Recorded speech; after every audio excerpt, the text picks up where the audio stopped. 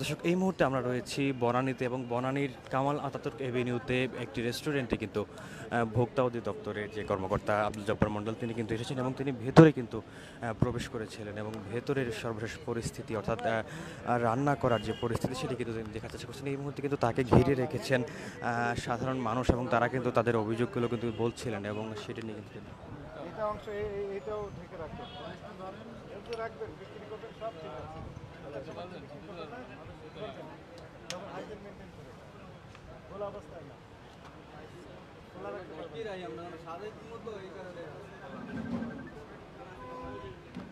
মানে কই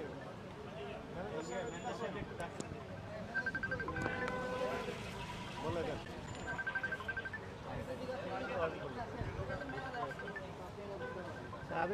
আপনি ম্যানেজার, আপনি ফ্রিজের একই চেম্বারে কাঁচা মাছ মাংসের সাথে রান্না করা, তারপরে ফ্রাই করা রেখে দিয়েছেন খোলা অবস্থায়, এগুলো করা যাবে না, এগুলো ঢেকে রাখতে হবে। সব জানা ছিল দেখে তো পরে রেখেছেন।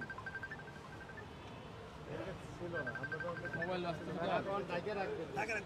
আর এই যে ফ্রিজে কাঁচা মাছ মাংসের সাথে রান্না করা কিন্তু রেখেছেন কেন একসাথে? আলাদা রাখবেন।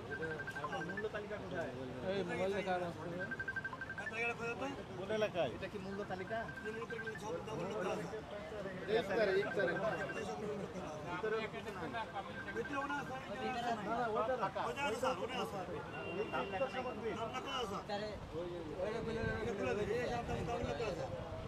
ইফতার সামগ্রী বিক্রি করছেন, এইগুলো রেট কত সেটা আমরা না বললে তো সারাদিন এরকম থাকতো। কাজ করো তো, এটা থাকবে কোথায়? যেখানে এই পণ্যগুলো আছে তার পাশে থাকতে হবে যেন দেখা যায়, ওইখানে তো দেখা যাবে না। এগুলো যেগুলো বেঁচে যাবে আজকে বিক্রি হবে না, এগুলো কি করবেন? সব বিক্রি হচ্ছে, কিছু থাকে না। ফ্রিজে তো আমরা দেখলাম পুরাতন সব খাবারের সাথে রেখে দিয়েছেন, রেকর্ডও করে ফেলছি আমরা, অস্বীকারও করতে পারবেন না। বানিয়ে বানিয়ে রাখার দরকার নেই, গরম বিক্রি করবে। আবার ফ্রিজে কথা যাবে বলেন। কেন আজকেরটা? মানুষ তো গরম জিনিস তারপরেও মাছ মাংস, কাঁচা মাছ মাংসের সাথে রেখেছেন, এটা তো সম্পূর্ণ নিষিদ্ধ। এগুলো অপরাধ হয়েছে, ভুল হয়েছে কিনা বলেন? স্যার আপনি তাহলে বলে দেন, বলে দেন। এই যে অনিয়মগুলো করেছেন, আইন অনুযায়ী 1 বছরের কারাদণ্ড, 50,000 টাকা জরিমানা হতে পারে। ভবিষ্যতে এই বিষয়ে সতর্ক হবেন। আজকে সতর্ক করে 10,000 টাকা অর্থদণ্ড করা হলো।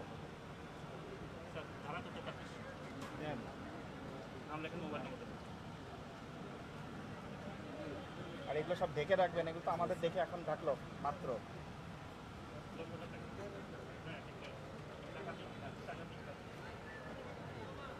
জিলাপির ভাজা যে তেলগুলো, এগুলো ফ্রাই করছেন যে তেলগুলো, আজকে অনেক পরিমাণে করেছেন, যেহেতু এটা দ্বিতীয় দিনে আর নিয়ে যাবেন না, বুঝেছেন? নতুন তেল ব্যবহার করবেন।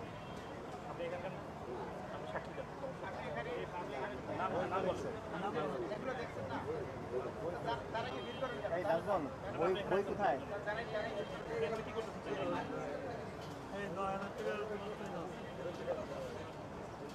নাজমুল বই কোথায়? বই লিখছে, লেখেন, লিখে আসেন।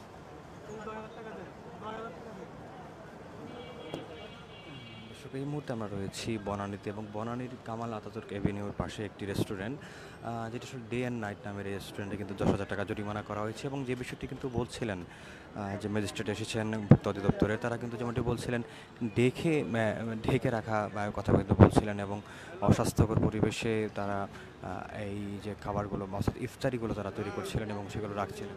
না স্যার, পুরোটা টেবিলে কথা, টেবিল পুরোটা আছে। টেবিল পুরোটা আছে।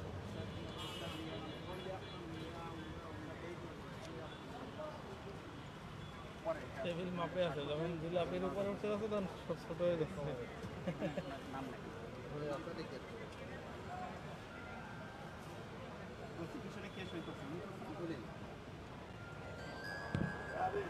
হ্যাঁ, হ্যাঁ জান্নাত, হ্যাঁ আরেকটা, হ্যাঁ মোবাইল নাম্বার বল।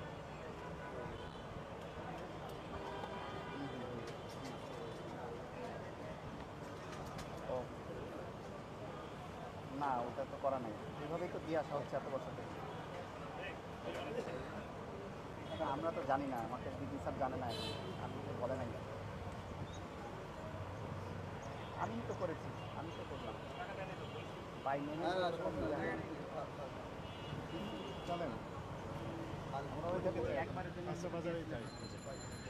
তো এখানে কিন্তু অস্বাস্থ্যকর পরিবেশে এবং খাবার ফ্রিজে সংরক্ষণের জন্য কিন্তু 10,000 টাকা জরিমানা করা হয়েছে এই যেই এখানকার যে ডে অ্যান্ড নাইট রেস্টুরেন্টকে। এবং তারা যেমনটি বলছিলেন তারা খাবার ঢেকে রাখেননি এবং অস্বাস্থ্যকর পরিবেশের কারণে কিন্তু তাদেরকে জরিমানাটি করা হয়েছিল।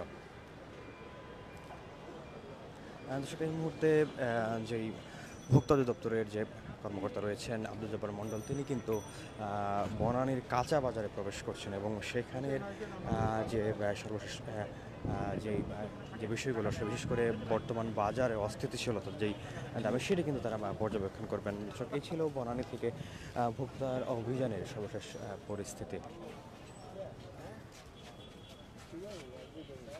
দুজনের নাম কি? ওখানে জরিমানা পরিশোধ করে নেয়, এখানে একজন আমাদের পুলিশ স্যার রাখলে ভালো হয়। হ্যাঁ আপনি বলতে পারবেন কত করে বিক্রি করছেন? কত করে বিক্রি করছেন? মূল্য তালিকা দিতে হবে তো। হ্যাঁ দিতে হবে, এখনই দেন। ওই যে আপেল বিক্রি করছে, যত করে বিক্রি করছে সে রেটটা লিখে দেন। ক্রয় মূল্য এত, বিক্রয় মূল্য এত লিখে দেন, দিতে হবে। ফ্রুটসের দোকানে দিতে হবে না, এটি লেখা নেই, অব্যাহতি দেওয়া নেই। আমরা পাশ থেকে ঘুরে আসতেছি, এখন যেন আমরা দেখতে পাই।